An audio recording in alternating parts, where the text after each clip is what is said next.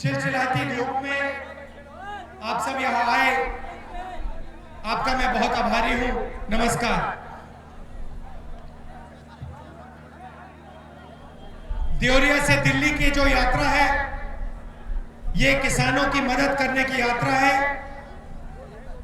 किसान त्रस्त है, दुखी है, कठिनाई के दौर से निकल रहा है और हमें लगा कि हम किसान की थोड़ी बात सुने, किसान से चर्चा करें और किसान की जो मांगे हैं वो नरेंद्र मोदी जी तक हम पहुंचाएं।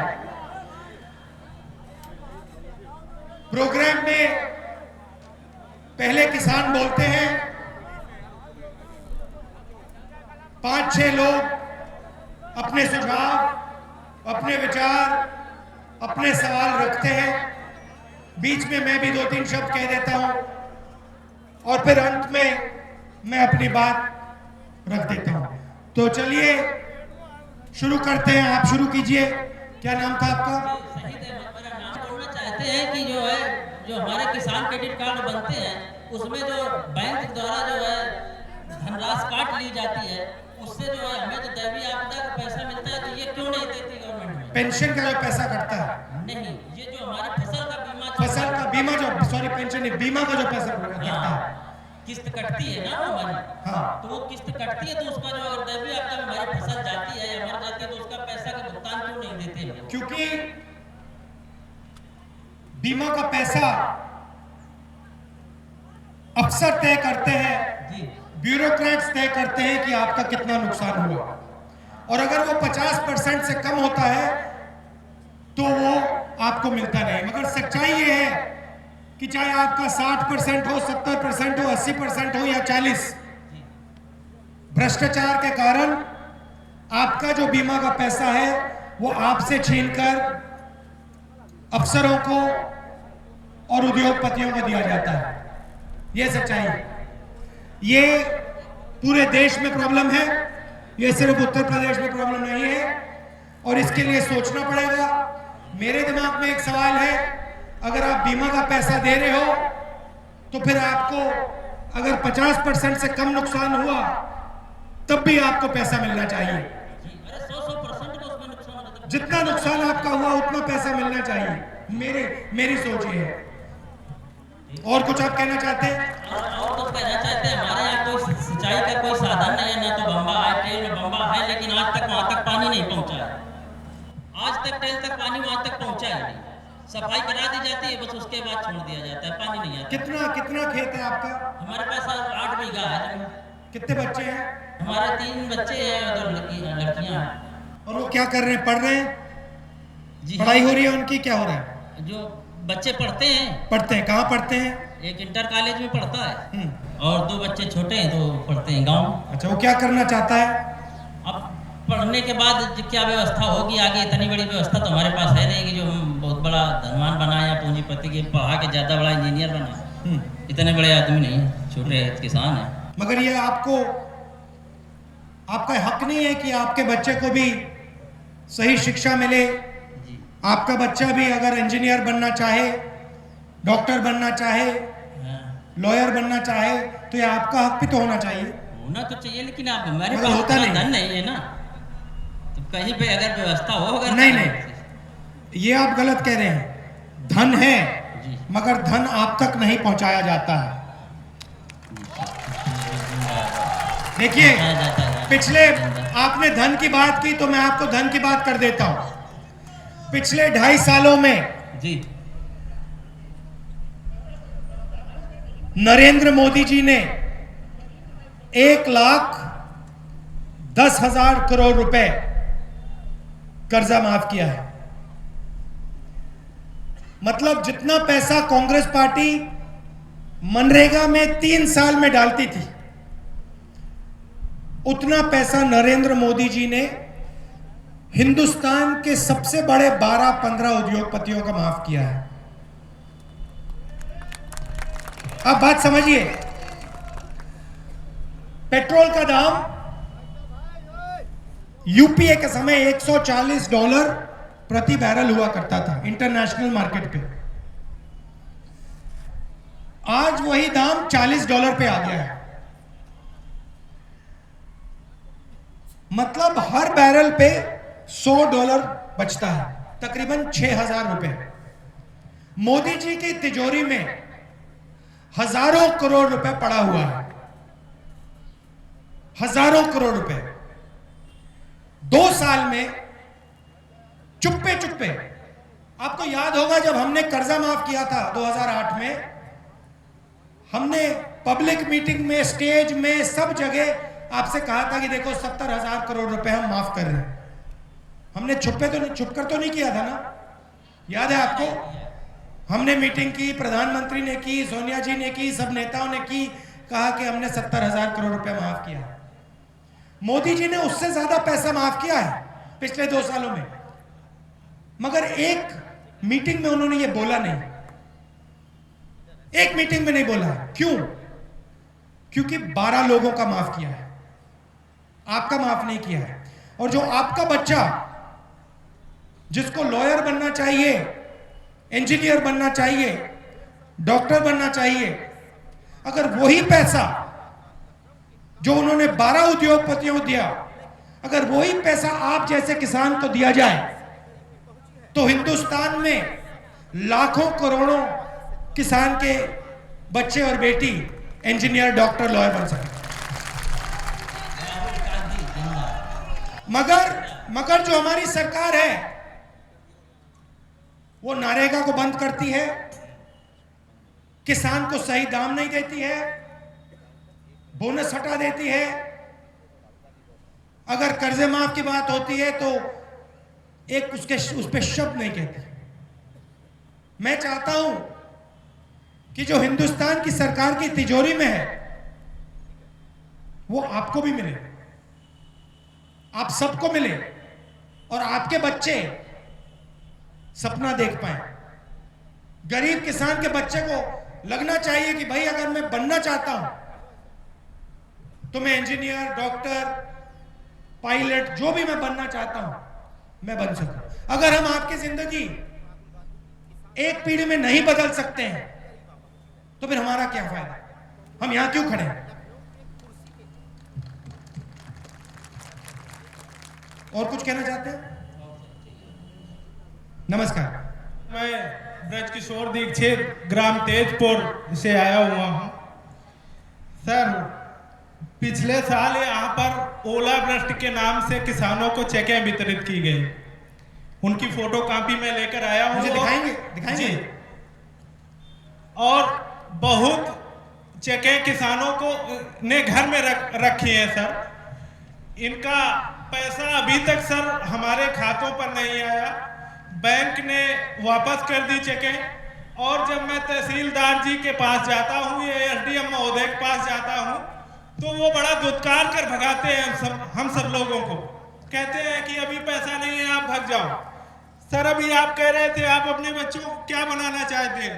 मैं किसान नहीं बनाऊंगा, अपने बच्चों को मजदूरी करवा लूंगा, लेकिन किसान नहीं बनने दूंगा सर। इतना लाचार हो चुका हूं सर। इतनी बेइज्जती करी जाती है हम लोगों की सभाओं में कि कुछ कहने को ना। हम शर्म महसूस करते हैं कि इस देश के किसान हैं हम सर, ये शर्म महसूस हो रही है हमें। मैं चाहता हूं कि जो हमारे प्रधानमंत्री हैं, आप जैसे जो हिंदुस्तान में करोड़ों किसान हैं, जो अपना खून पसीना देते हैं, जो इज्जत से काम करते हैं, आपका दुख जो है, आपको जो दर्द हो रहा है, वो मैं नरेंद्र मोदी जी के कानों तक पहुंचाना चाहता हूं। इसलिए मैं यहां खड़ा हुआ और इसलिए आप इसी धूप में आप यहां आए हो। नरेंद्र मोदी जी अमेरिका चले जाते हैं, ओबामा जी से बात कर लेते हैं, चीन चले जाते हैं, अलग अलग देशों में चले जाते हैं, बड़े बड़े अफसरों से बात कर लेते हैं, मगर आपकी जो आवाज है उसको सुनने को तैयार नहीं। मैं इस यात्रा के माध्यम से आप जैसे करोड़ों किसान की आवाज, करोड़ों किसान का दर्द नरेंद्र मोदी जी को सुनवाना चाहता हूं। मेरा काम, मैं विपक्ष का नेता हूं, अभी मेरा काम सरकार चलाने का नहीं। अभी मेरा काम जो भी दर्द है चाहे वो किसान का हो, मजदूर का हो, गरीब का हो, आंगनवाड़ी महिलाओं का हो, उन लोगों की आवाज को सरकार तक पहुंचाने का है। और मैं चाहता हूं कि जो दर्द किसान को हो रहा है उसके बारे में कुछ किया जाए। क्या मैं गलत बोल रहा हूं क्या? इसीलिए हमने ये 3 मांगे रखी है। मेरी मांगे नहीं है, ये किसानों की मांगे हैं। इस यात्रा में हमने किसानों से पूछा, आप बताओ क्या चाहिए। और आप जैसे किसानों ने हमें बताया कि देखिए बैंक के दरवाजे बंद हैं, उनको खोलिए, बिजली नहीं आती है, बिल आ जाता है, बिजली के मामले में हमें थोड़ी राहत दीजिए। और आखिरी चीज, जब हम सब्जी बेचते हैं, दाल बेचते हैं, अनाज बेचते हैं, हमें कम पैसा मिलता है। दाल का उदाहरण देता हूं। किसानों ने मुझे कहा कि जब हम दाल बेचते हैं 40 रुपया 50 रुपया मिलता है, 15 मिनट बाद हम मार्केट में जाते हैं और हमारी ही दाल के लिए हम 200 रुपए देते हैं। क्या ये आपको सही लगता है? सरासर गलत। ये हमारी 3 मांगे हैं। हम चाहते हैं कि नरेंद्र मोदी जी इन मांगों को सुने, समझें और इन पे कुछ ना कुछ कार्रवाई करें। अगर नरेंद्र मोदी उत्तर प्रदेश के करोड़ों किसान की बात नहीं सुनना चाहते, तो जैसे हमने 2008 में कर्जा माफ किया था, मैं आपको स्टेज से कहता हूं, जब यूपी में, हिंदुस्तान में कांग्रेस पार्टी की सरकार आए, उसके बाद आप 10 दिन गिन लेना, कांग्रेस पार्टी किसान का कर्जा माफ करके दिखा देगी। 2008 में किसान आए हमारे पास में, देखिए नरेंद्र मोदी जी ने आप सबसे वायदा किया था कि आपके हर एक के बैंक अकाउंट में 15 लाख रुपए डालेंगे। आपसे किया था, आपको याद होगा। आपके बैंक अकाउंट में नरेंद्र मोदी जी ने 15 लाख रुपए भेजे। अगर उन्होंने 15 लाख आपके बैंक अकाउंट में भेजे होते, आप यहां इस धूप में नहीं खड़े होते। नरेंद्र मोदी जी ने आपके बैंक अकाउंट में 1 रुपया नहीं भेजा, उल्टा आपने जो अपना पैसा बीमा में डाला वो भी आपसे छीन के ले गए। यहां हजारों युवा खड़े हैं, आप सबसे उन्होंने कहा था 2 करोड़ युवाओं को मैं रोजगार दूंगा। हमने आंकड़ा निकलवाया, पूरे हिंदुस्तान में 1 लाख युवाओं को रोजगार दिया। कहां 2 करोड़ का वायदा, कहां 1 लाख की सच्चाई। मैं यहां झूठे वायदे करने नहीं आया हूं। मैं ना आपसे 15 लाख का वायदा करूंगा, ना आपसे उल्टी सीधी बात करूंगा। मैं आपकी इज्जत करता हूं, आपका आदर करता हूं, और मैं जानता हूं कि आप लोग होशियार हो, आपको सच्चाई दिख जाती है। मैं यहां अपने कर्मों पे आया हूं। मैं अगर यहां खड़ा हूं तो जो हमने 70,000 करोड़ रुपए कर्जा माफ किया था 2008 में, उसके बल पे मैं यहां खड़ा हूं स्टेज पर। और मैं आपको बता रहा हूं कि अगर यूपी का किसान इस यात्रा के पीछे खड़ा हो जाए, कांग्रेस पार्टी के वर्कर हर गांव में जा रहे हैं, उनके हाथ में एक फॉर्म है, फॉर्म पे 3 सवाल है, आपका नाम, आपका पता और आपके ऊपर कितना कर्ज है। उस फॉर्म को आप भर दीजिए। फॉर्म का एक भाग आप अपनी जेब में डालिए, दूसरा भाग आप कांग्रेस पार्टी के वर्कर को दे दीजिए। कांग्रेस पार्टी का वर्कर फॉर्म मेरे पास पहुंचाएगा, मैं नरेंद्र मोदी जी के सामने रख दूंगा। मैं आपको बता रहा हूं कि अगर आपने अपनी शक्ति इस यात्रा में डाल दी, नरेंद्र मोदी जी को कर्जा माफ करना ही पड़ेगा। और अगर वो नहीं करेंगे तो जब कांग्रेस पार्टी की सरकार आएगी तो मैं करूंगा। नमस्कार सोनकर जी। हमारे प्रदेश की सबसे बड़ी समस्या है, हमारे प्रदेश की सबसे बड़ी समस्या है सिंचाई व्यवस्था, पानी।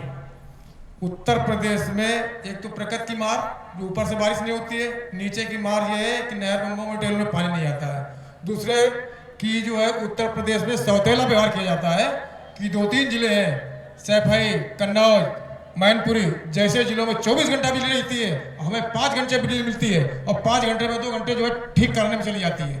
3 घंटे में किसान जंगल में रात रात सोता है, घर सवेरे फावड़ा लेकर वापस आ जाता है। सबसे बड़ी समस्या ये है, इसलिए हमारे उत्तर प्रदेश किसान परेशान है। 4000 मेगावाट का बिजली का प्लांट कांग्रेस पार्टी ने यहां भिजवाया था, सही बात है गलत है? उस पे जिस प्रकार से काम होना चाहिए, आपको क्या लगता है काम हो रहा है? नहीं हो रहा है। क्या यूपी की सरकार, नरेंद्र मोदी जी की सरकार उस पे काम कर रही है? नहीं काम कर रही है। हमने पैसा भेजा है आपकी समस्या को हल करने के लिए। हमने 4000 मेगावाट का यहां प्लांट भेजा है, तो आपकी सरकार पहले आया था, मगर वो उसको पूरा नहीं करना चाहते। यूपी की सरकारें पिछले 27 साल से सिर्फ एक काम करती है, यूपी से चाहे वो सड़क की बात हो, स्वास्थ्य, शिक्षा का पैसा आपसे छीनती है, चोरी करती है, अपने कार्यकर्ताओं को, अपने नेता को दिलवाती है। पहले आपने हाथी चुना, हाथी आया, हाथी के ऊपर मायावती जी बैठी और जहां भी हाथी गया सब कुछ खा गया। सड़कों पे गया, सड़क खा गया, बिजली खा गया, सब कुछ एक एक करके हाथी खा गया। उसके बाद आपने कहा देखो हाथी को हटाओ, साइकिल को लाते हैं। आप साइकिल लाए, ये आपने बहुत गहरी बात बोली है, बहुत गहरी बात बोली है। कांशीराम को भी खा गया और कांशीराम का जो काम करने का तरीका था, कांशीराम ने जो खून पसीना दिया उसको भी खा गया।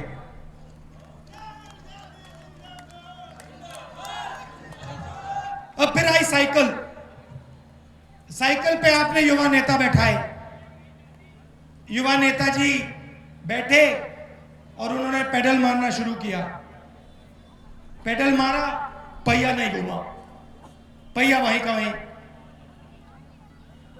हाँ, किसी ने हैंडल पकड़ा, किसी ने पिछला टायर पकड़ा, किसी ने आगे वाला टायर पकड़ा। सारे 4 साल साइकिल वहीं के वहीं। 2-3 दिन पहले अखिलेश जी कहते हैं, सीट से उतरते हैं, कहते हैं भैया मैंने सोचा पंचर को ठीक करेंगे, पंचर को ठीक नहीं किया, टायर उठा के उन्होंने फेंक दिया। कहा मुझे टायर नहीं चाहिए, ये लो। मुलायम जी साइकिल को रोकते हैं, कहते हैं देखो वापस टायर लगाओ। टायर उठा के वापस लगा दिया। अब मैं आपसे पूछना चाहता हूं, उन मंत्रियों को जिनको निकाला, भ्रष्टाचार के कारण निकाला, क्या वो भ्रष्ट थे या नहीं? अगर वो भ्रष्ट थे तो फिर उनको साइकिल पे फिर क्यों चढ़ाया? क्योंकि भ्रष्टाचार के बिना साइकिल बनी नहीं सकती है और भ्रष्टाचार के साथ साइकिल चल ही नहीं सकती है। सीधी बात है। अब आप कांग्रेस पार्टी का समर्थन कीजिए, उस पार्टी का समर्थन कीजिए जो गरीबों की सरकार बनाए, सबकी सरकार बनाए, कमजोर लोगों की सरकार बनाए और जिसमें सब लोगों के लिए जगह हो। चुने हुए लोगों की सरकार ना हो, सबकी सरकार हो। आप कुछ और कहना चाहते हैं? कुछ नहीं बस इतना है। आपके बच्चे क्या करते हैं? कितने बच्चे क्या करते हैं? पढ़ते हैं। पढ़ाई ठीक चल रही है? क्या करना चाहते हैं वो बाद में? उनको आप किसान बनाना चाहते हो? अरे सर, बनाना तो चाहते हैं, इंजीनियर बनाना चाहते हैं, डॉक्टर बनाना चाहते हैं, लेकिन अब जो है 2-3 बीघा खेती है, उसमें पानी, बिजली, यही समस्या है। जब अपना पेट नहीं भर रहा, ना बच्चों का पेट भर रहा है, तो उनको इंजीनियर डॉक्टर। आपके ऊपर कितना कर्ज है?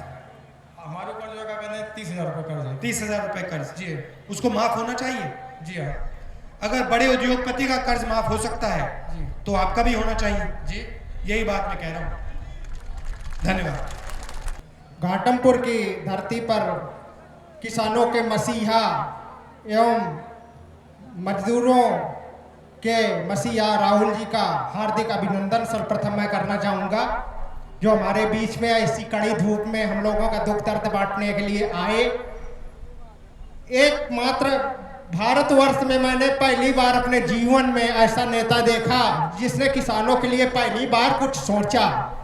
मैं जीवन भर कभी कांग्रेस से नहीं जुड़ा, लेकिन अब मैं तन मन से जुड़ा हूं और रात दिन कार्य करूंगा, सिर्फ इसलिए कि आपने अब असली राह पकड़ी है, जो देश की असली राह है।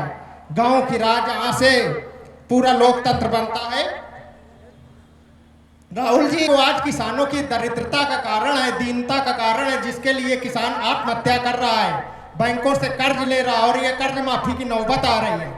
उसका कारण यह है कि किसान को उचित समर्थन मूल्य न मिलना। बिल्कुल यही कारण, मूल कारण है। उसकी मैंने पूरा डाटा बनाया हुआ है, जिसमें 2,000 रुपए क्विंटल गेहूं की न्यूनतम लागत आ रही हो, किसान बेच रहा 1,500 रुपए क्विंटल में, 500 रुपए वो घाटा खा रहा। घाटा इसलिए खा रहा है कि किसान का संबंध उसी तरह से है भूमि से जैसे माँ और बेटे का संबंध होता है, इसलिए वो मोह से जुड़ा हुआ है। न वो छोड़ सकता है खेती करना, न मर सकता है। इसलिए वो 500 रुपए का अंतर पूरा करने के लिए बैंकों से कर्ज लेकर के और किसी तरह खेती कर रहा है।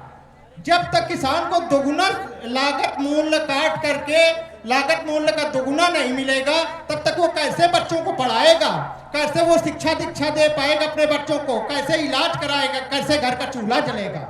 आप तो इतने बड़े नेता हैं, हम तो बहुत छोटे व्यक्ति हैं। हमारी पहुंच एसडीएम और तहसील दिवस में डीएम तक होती है। वहां हमारी एप्लीकेशनें देने के बाद फाड़ करके फेंक दी जाती हैं। आप यदि संसद में इस मुद्दे को शीतकालीन सत्र में जोरदारी तरीके से उठाएंगे तो ये संपूर्ण किसान आपके एहसान को कभी नहीं भूलेगा और ऋणी रहेगा और इस देश का उद्धार हो जाएगा। 2-3 महीने पहले मैंने लोकसभा में इस पर भाषण किया था। मैंने वहां कहा और मैंने अरुण जेटली जी से सवाल पूछा। मैंने अरुण जेटली जी से कहा कि देखिए, आप सबसे बड़े उद्योगपतियों का कर्जा माफ कर देते हो, किसान 40 रुपए में अपनी दाल बेचता है और 200 रुपए में दाल खरीदता है। क्या यह आपको गलत नहीं लगता है? क्या किसानों को ज्यादा पैसा नहीं मिलना चाहिए? अरुण जेटली जी ने लंबी लंबी बातें की, मगर मेरे सवाल का उन्होंने जवाब नहीं दिया। अगर किसान को सही दाम अनाज के लिए, दाल के लिए नहीं मिलेगा तो किसान किसान नहीं रहेगा, किसान मजदूर बन जाएगा और देश को नुकसान, किसान को तो नुकसान होगा ही होगा, मगर इसका देश को बहुत भयंकर नुकसान होने वाला है। जब हमने कर्जा माफ किया, जब हम मनरेगा चलाते थे और जब हम किसान के लिए एमएसपी को बढ़ाते रहते थे, पूरे देश को फायदा हुआ था। हम सिर्फ किसान के लिए यह बात नहीं कर रहे हैं। अगर आप गांव में पैसा नहीं पहुंचाओगे तो देश की इकोनॉमी आगे नहीं बढ़ सकती। किसान को मदद जरूर करनी है, मगर किसान को मदद करने से देश की भी मदद हो रही है, यह सच्चाई। और जो आपने बात कही है बिल्कुल सही है। किसान को सही दाम मिलना चाहिए, 100% मिलना चाहिए और उसके लिए लड़ाई लड़नी चाहिए किसान को और हमको। धन्यवाद सर। एक बात और थोड़ी सी है कि जैसे बैंकों से किसानों को कर्जा दिया जाता है क्रेडिट कार्ड पे, तो 7% ऋण ब्याज दर है, और यदि वो चूक गए 6 महीने में अदा करने में तो 14-15% तक भर रहा है। ये बात बहुत गलत है। किसान मूलधन वापस करने की स्थिति में नहीं है, उसको 1%, अधिकतम 1% की ब्याज दर से ऋण दिया जाना चाहिए। इस मुद्दे को आप उठाइए सदन में सरकार के साथ। अगर आप चाहते हैं किसान के मुद्दे पे मेरी एक और सोच है, और मैं इसको पार्लियामेंट में रखूंगा। बजट के समय 2 बजट होते हैं, आपने देखा होगा। एक मेन बजट होता है, एक रेलवे का बजट होता है, देखा होगा आपने। मैंने सुना है कि जो सरकार है रेलवे बजट को बंद करना चाहती है कि रेलवे बजट को मेन बजट में डाल दिया जाए। और मैं नरेंद्र मोदी जी को एक सुझाव देना चाहता हूं, आप रेल बजट को बंद कर रहे हो तो आप बजट के समय किसान बजट एक बनवाओ, कि एक बजट सिर्फ हमारे किसानों के लिए बनाया जाए। उस बजट में यह कहा जाए कि किसानों के लिए इस साल हिंदुस्तान की सरकार क्या करने वाली है। इससे किसानों को सीधा पता लग जाएगा कि हमारे लिए कितना पैसा अगले साल दिया जा रहा है, किस प्रकार दिया जा रहा है और किन चीजों में दिया जा रहा है। यह मांग मैं स्वयं पार्लियामेंट में आपके लिए उठाऊंगा, और यह भी बात बोलूंगा कि किसान को सही दाम मिलना चाहिए, किसान का कर्जा माफ होना चाहिए और बिजली बिल हाफ होना चाहिए। आपको यह बात कैसी लगी? जी, जिस प्रकार से वेतन आयोगों का गठन किया गया और वेतन निरंतर बढ़ते गए, और आयोग की संतुतियों के बाद वेतन आयोग के बढ़ने से महंगाई बढ़ी और उसी के साथ मजदूरों ने अपनी मजदूरी कई गुना बढ़ा दी, लेकिन किसान का समर्थन मूल्य नहीं बढ़ा तो किसान गड्ढे में आज चला गया देश का। इसलिए वेतन आयोग की तर्ज पर सरकारें यदि भारत की किसान आयोग का गठन कर दे तो किसानों की उन्नति हो सकती है। मैं चाहता हूं कि ये जो मैंने डाटा तैयार किया है गेहूं के न्यूनतम समर्थन मूल्य का, ये आप ले जाएं और इस मुद्दे को आप जरूर ध्यान में रखें, और ये जनता आपके साथ बिल्कुल रहेगी और है, और पूरी कोशिश करेंगे हम कि उत्तर प्रदेश में किसान कांग्रेस की सरकार आए, और जो किसान कांग्रेस के ऐसे नेता का साथ नहीं देगा तो मैं उसको गद्दार कहूंगा कि किसान इस देश के प्रति, इस धरती के प्रति गद्दार है। इतना बड़ा नेता हमारे बीच में धूप में आज टहल रहा है, उसका हमें समर्थन करना चाहिए, घर घर जा करके लोगों से कहना चाहिए जो हमारे लिए संघर्ष करे हम उसके साथ हैं। धन्यवाद। मैं हिंदुस्तान के उन मजदूरों की तरफ से एक प्रश्न पूछना चाहता हूं, जो मजदूर भाई हमारे काम तो करते हैं किसानी का, लेकिन दूसरे के खेत में, उनके पास खेत नहीं होते इतने कि अपने खेत में मजदूरी करके अपना परिवार पालन कर सके। तो क्या अगर हमारी सरकार प्रदेश में आती है, उन मजदूरों के लिए कुछ ऐसा होता है जैसा कि हमने उन्हीं मजदूरों के लिए शायद कांग्रेस सरकार में मनरेगा योजना हम लोग लाए थे। देखिए, मनरेगा के बारे में थोड़ा सा कहना चाहता हूं।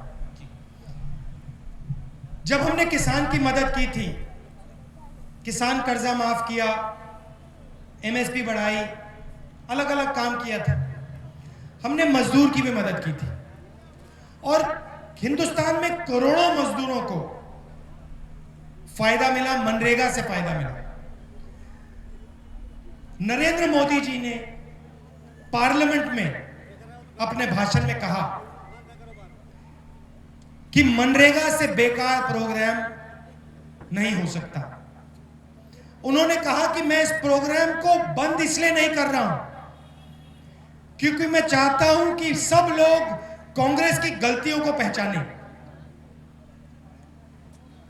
मगर पार्लियामेंट में उन्होंने कहा कि मैं इसको बंद नहीं करना चाह रहा हूं, मगर सच्चाई में वो आस्ते आस्ते उसको बंद कर रहे हैं, उसका गला घोट, मनरेगा का गला घोट रहे हैं। कांग्रेस पार्टी ने सिर्फ मनरेगा नहीं दिया था, मनरेगा, भोजन का अधिकार, आदिवासी बिल, कर्जा माफ, अलग अलग हमने प्रोग्राम मजदूरों की मदद करने के लिए, किसानों की मदद करने के लिए दिए थे। आपने कहा कि कांग्रेस पार्टी मजदूरों के लिए क्या करेगी। मैं चाहता हूं कि कांग्रेस पार्टी हर वर्ग के लिए, मजदूर, किसान के लिए एक प्लान बनाया कि 5 साल के अंदर हम आपके लिए ये चीजें करेंगे, इतना फायदा आपको कांग्रेस पार्टी की सरकार देगी। और ये हम किसानों को बताएं, समझाएं, मजदूरों को बताएं और समझाएं, युवाओं को बताएं और समझाएं कि भैया आपकी स्वास्थ्य के लिए, आपकी शिक्षा के लिए ये हम काम अगले 5 साल में करने जा रहे हैं। ये सब हम अपने मैनिफेस्टो में डाल के हर व्यक्ति को हम साफ बता देंगे। धन्यवाद। और कांग्रेस पार्टी की सोच है कि जो लाइन में सबसे आखिरी है उसकी पहले मदद होनी चाहिए। मनरेगा को हम यहां लागू करेंगे, भोजन के अधिकार को हम यहां लागू करेंगे, और स्टेट की सरकार भी मजदूरों की, गरीब लोगों की पूरी मदद करने के एक प्रोग्राम शुरू करेगी। धन्यवाद। अच्छा, अब मैं अंत में आपसे 2-3 चीजें कहना चाहता हूं। आप यहां आए, बहुत गर्मी का समय है, बिजली की बात की, कांग्रेस पार्टी ने पावर प्लांट दिया, कर्जा माफ की बात हुई, और सही किसानों को सही दाम मिलने की बात हुई। हमारे वर्कर आपके पास आएंगे, आप फॉर्म भरिए और फॉर्म आप मेरे पास भेजिए। मैं नरेंद्र मोदी जी पे ऐसा दबाव डालूंगा पार्लियामेंट में, दिल्ली में, कि उनको कर्जा माफ करना पड़ेगा। अगर वो आपको कर्जा माफ नहीं करेंगे तो मैं आपको इस स्टेज से कहता हूं, हिंदुस्तान में जब कांग्रेस की सरकार आई, यूपी में जब कांग्रेस की सरकार आई, तो जैसे हमने 2008 में किया वैसे हम आपके लिए कर्जा माफ करके दिखा देंगे। आप ऐसी गर्मी में आए, इसके लिए मैं बहुत आभारी हूं। बहुत बहुत धन्यवाद। जय हिंद, नमस्कार।